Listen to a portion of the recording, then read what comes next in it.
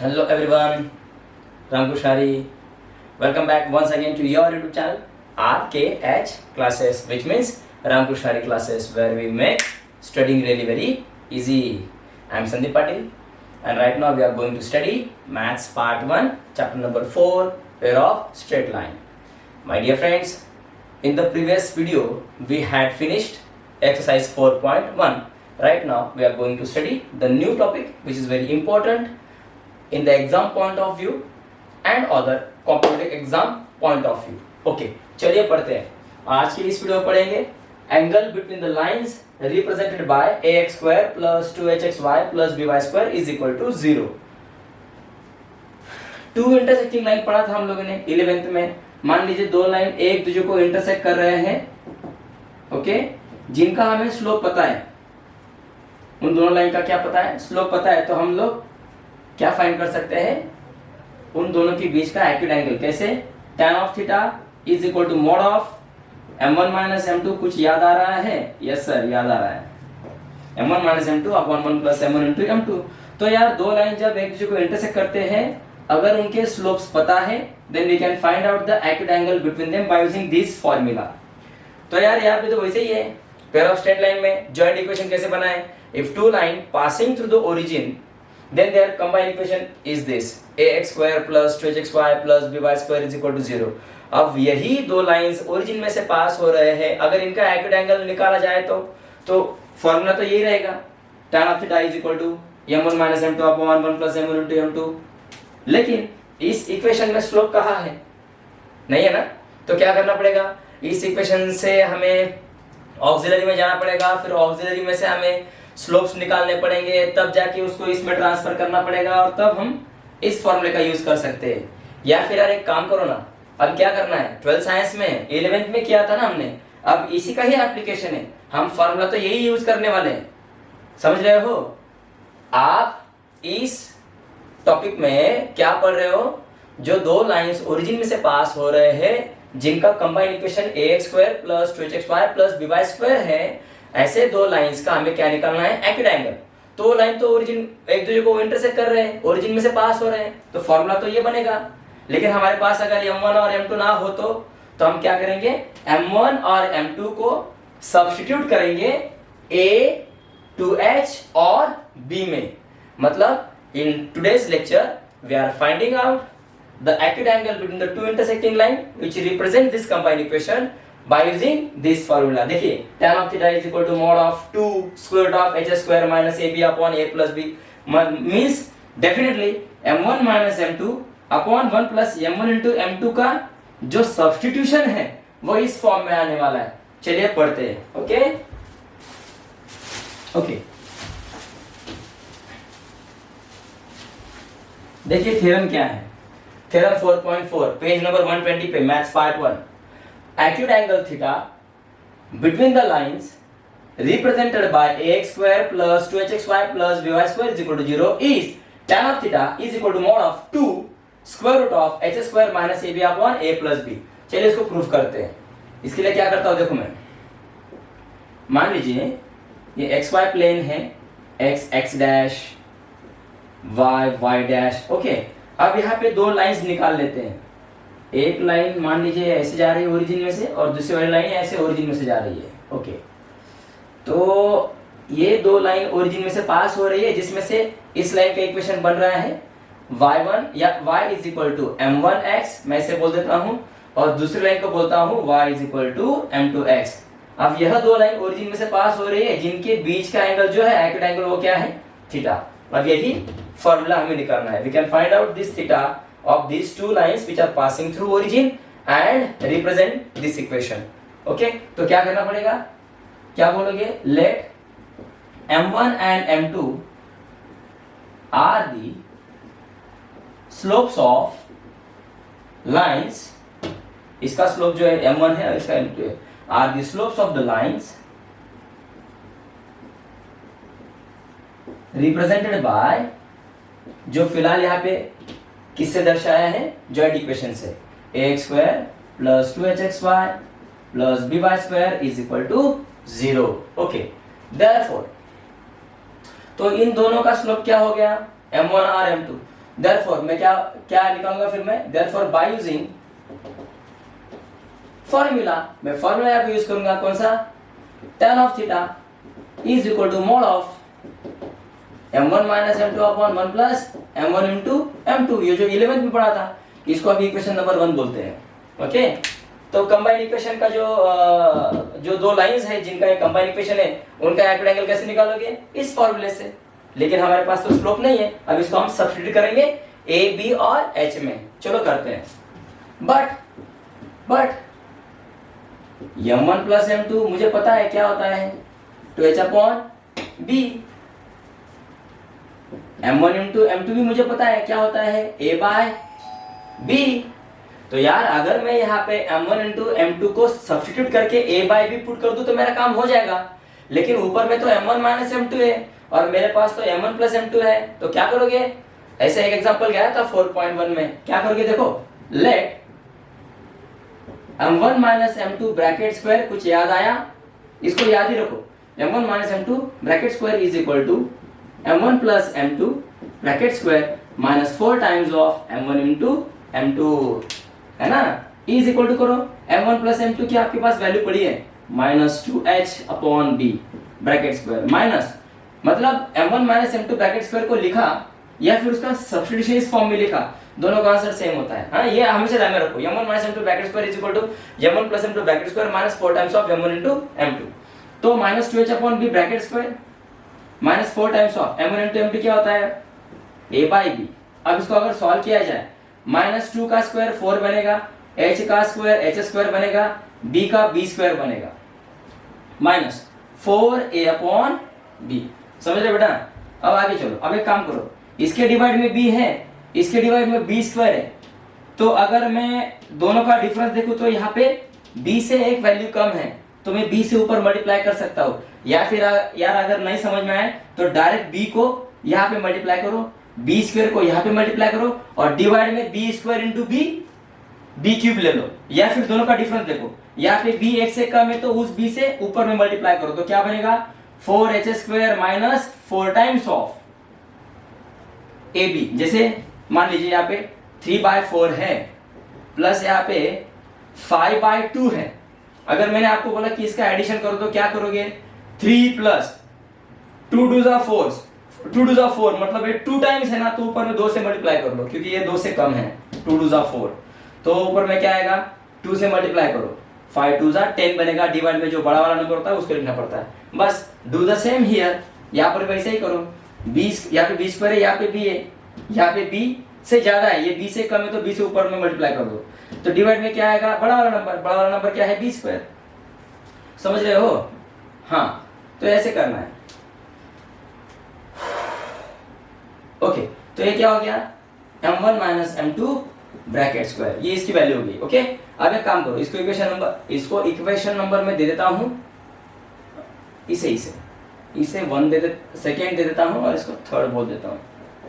अब एक काम करो बेटा, m1 m2 की वैल्यू इसमें पुटअप करो और m1 minus m2 bracket square की वैल्यू ऊपर में पुट करो। लेकिन यार हमारे पास तो m1 माइनस m2 है, यहाँ पे तो m1 minus m2 bracket square है, कोई बात नहीं, वहां से उसका स्क्वायर निकाल दो, तो क्या आएगा इधर, यहाँ पे देखो m1 minus m2 is equal two plus और माइनस, या फिर स्क्वायर रूट ले लो, स्क्वायर रूट में जाएगा ना, square root of 4h square minus 4ab upon b square. तो स्क्वायर रूट की वैल्यू किस में रहेगी, प्लस और माइनस में रहेगी ना। हाँ, तो हम लोग ऐसे लिख सकते हैं। ओके, अब ये वैल्यू वापस शिफ्ट कर देंगे, इसको और आगे भी सॉल्व कर सकते हैं। आप एक काम कीजिए, वीडियो को पॉज कीजिए, इधर लिख लीजिए। ओके, तो इस वाले साइड को मैं जरा साफ कर देता हूं। चलो इधर आ जाओ, देखो तो क्या आएगा, therefore m1 minus m2 is equal two plus और माइनस। बच्चों यहाँ पे ध्यान दो, यहां से 4 में अंदर कॉमन निकाल सकता हूं बीच अंदर में, तो 4 कॉमन निकल जाएगा तो क्या बचेगा h square minus ab। Okay, upon नीचे में क्या है बेटा b स्क्वायर। तो एक काम करो ना, उसको square root of b square तो उसको बाहर निकाल लो, तो बाहर में क्या आएगा, सिंपली b आएगा ना बाहर में।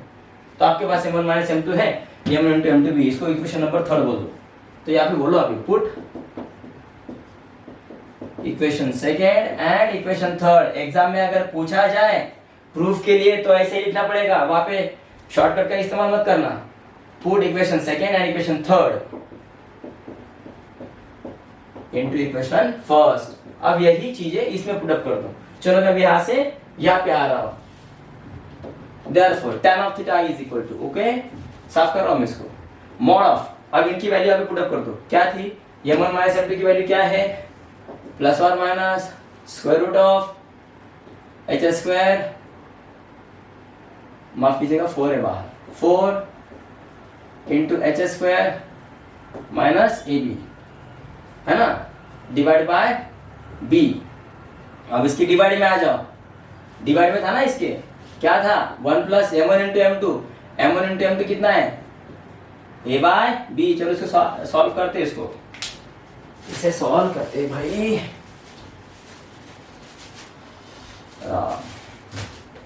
इज इक्वल टू के नीचे इज इक्वल टू करेंगे। बच्चों यहाँ पे ध्यान दीजिए, स्क्वायर रूट ऑफ 4 बाहर में क्या निकलेगा 2 प्लस और minus 2 square root of H square minus A B upon, एक काम करो इस बंदे को नीचे लेके आओ, ये वाला a by B upon C by D ना, तो ये नीचे में आ जाएगा। देखो ये b आ गया, नीचे आ गया, इसको ब्रैकेट कर लेता हूं, cross multiplication b into one जा b प्लस इसके नीचे में 1 है, 1 इंटू ए जा a divide by 1 into B is b।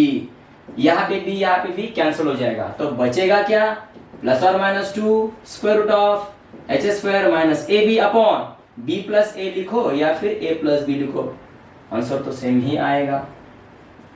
अब आपको पता है मॉड में प्लस वाली टर्म भी प्लस ही होती है और नेगेटिव वाली टर्म भी प्लस होती है।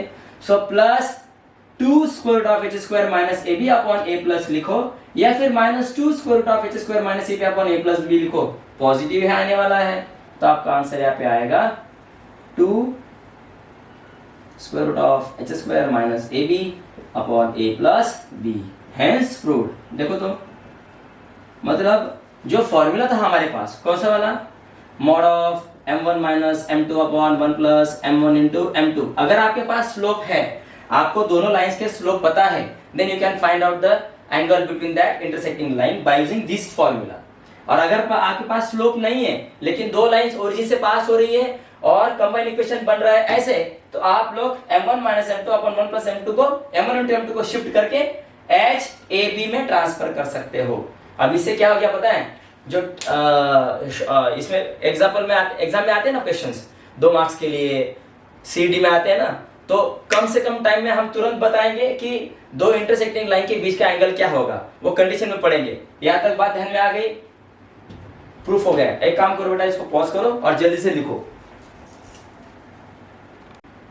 ओके तो आपको थ्योरम समझ में आया। अब की पॉइंट देखिए, मैं क्या लिख रहा हूं पहले, देखो यहाँ पे the acute angle between the two lines passing through the origin and represented by ax square plus 2hx square plus by square is equal to 0। उसका acute angle क्या रहेगा, tan of theta is equal to mod of 2 square root of h square minus ab upon a plus b। अब देखिए इसकी condition देखिए, second number का point क्या लिख रहा हूं मैं, if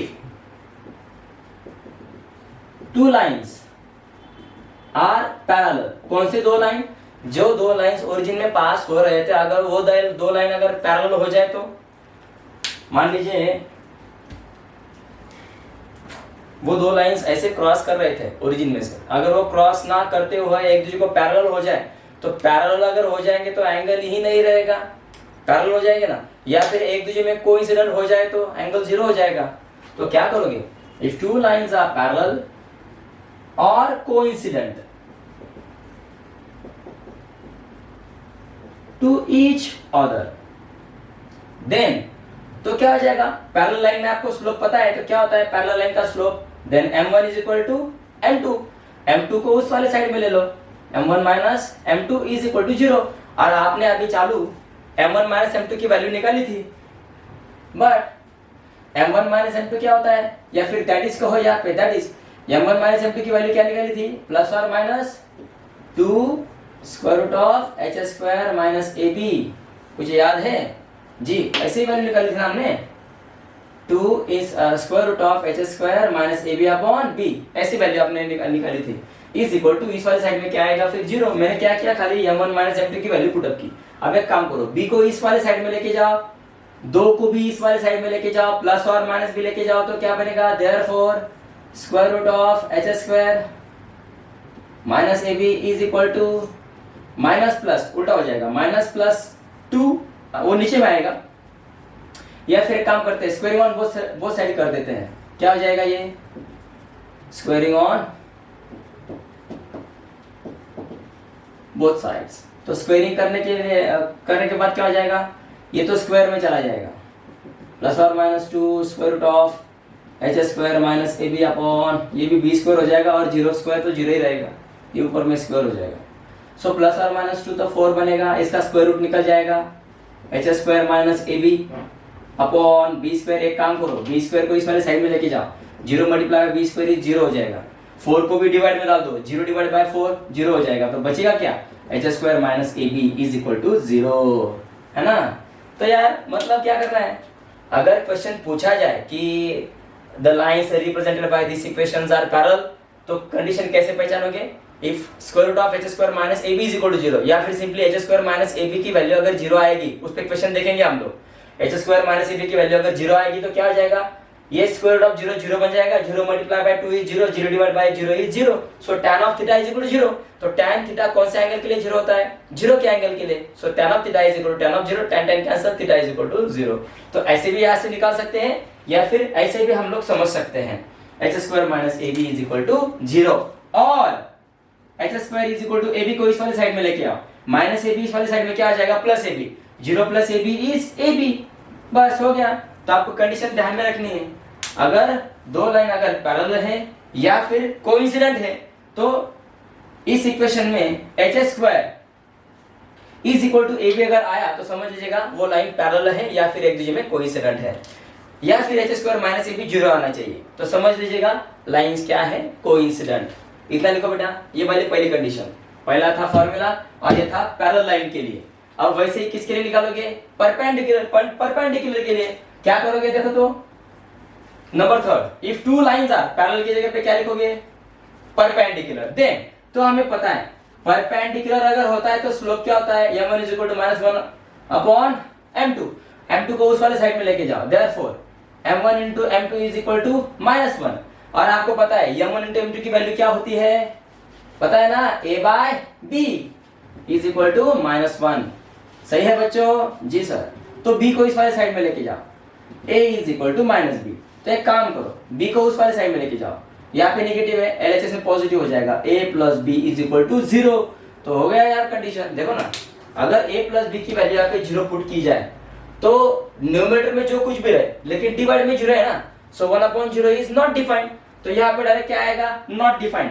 तो tan of theta is equal to, not defined कहाँ पे होता है, π/2 के लिए, tan of π/2, so tan tan cancel, theta is equal to π/2, means both the lines are perpendicular to each other। समझ गए, अगर दो लाइन एक दूसरे में परपेंडिकुलर है तो आप लोग a प्लस बी को देखोगे पहले, अगर a प्लस बी की वैल्यू अगर यहाँ पे 0 आती है तो समझ लीजिएगा जिन दो लाइन से आप लोग ये कंबाइन इक्वेशन दिखा रहे हो वह दो लाइंस एक दूसरे में परपेंडिकुलर है। अगर H square is equal to A B आता है या फिर H square minus A B 0 आता है तो समझ लीजिएगा दोनों लाइन एक दूसरे को कोइंसिडेंट है या फिर पैरेलल है, ऐसे यहाँ पे कंडीशंस दिखाई जाती है। Okay, so this is third rule. अब जाऊंगा मैं फोर्थ रूल की ओर। इफ, अब मान लीजिए एक काम करेंगे, H square minus A B एक बार 0 लिया था तो लाइन कोइंसिडेंट हो गए थे, a प्लस बी 0 लिया तो लाइन परपेंडिकुलर हो गए थे। अब मान लीजिए a प्लस बी 0 भी नहीं है लेकिन 0 से बड़ा है, if H square minus A B is greater than 0 तो डेफिनेटली क्या, tan of theta is acute, तो डेफिनेटली वो क्या आएगा, एक्यूट एंगल आएगा। ओके, मींस लाइन एक दूसरे को इंटरसेक्ट करेंगी ओरिजिन में से और उनका एंगल क्या रहेगा, एक्यूट रहेगा। समझे बेटा, इतना लिखो। ओके बच्चों, तो क्या पढ़ा आज हमने, we can find out the acute angle between the two lines passing through the origin and represent the joint equation ax square plus 2hxy plus by square, बराबर। So acute angle between such a two lines is tan of theta is equal to mod of 2 square root of h square minus ab upon a plus b. ये किसका advance version है? tan of theta is equal to mod of m1 minus m2 upon m1 plus m2. m1 minus m2 upon m1 plus m2 कब use करोगे? जब दो intersecting lines के slope अगर पता होंगे तो तब उसका यूज करेंगे। और जॉइंट इक्वेशन में स्लोप अगर नहीं है तो a h और b की मदद से हम लोग एक्यूट एंगल निकाल सकते हैं। If a plus b, small a plus b is equal to 0, then those lines are perpendicular to each other. Means angle कितना हो गया? 90 का। If h square minus ab is equal to 0 या फिर h square is equal to ab, ऐसा अगर condition आता है तो समझ लीजिएगा those two lines are coincident or either parallel to each other. h square minus ab greater than 0, then definitely lines are intersecting to each other and its angle is less than 90 greater than 0. अब ये हो गया हमारा theorem. इस पे अभी हम लोग देखने वाले हैं पेज नंबर 121 में जो सॉल्व के एग्जांपल देखे रखे हैं, 5-6 एग्जांपल सॉल्व के देखे रखे हैं। नेक्स्ट वीडियो में एक वीडियो बनाएंगे नेक्स्ट वाला, उसमें सॉल्व के एग्जांपल सॉल्व कर लेंगे। तब तक के लिए आपको इतनी प्रैक्टिस करनी है। जल्दी मिलेंगे नेक्स्ट वीडियो में, तब तक के लिए रामकृष्ण हरी, जय हरि, जय शिवराय, जय शंभराजी बेटा। Bye bye, take care.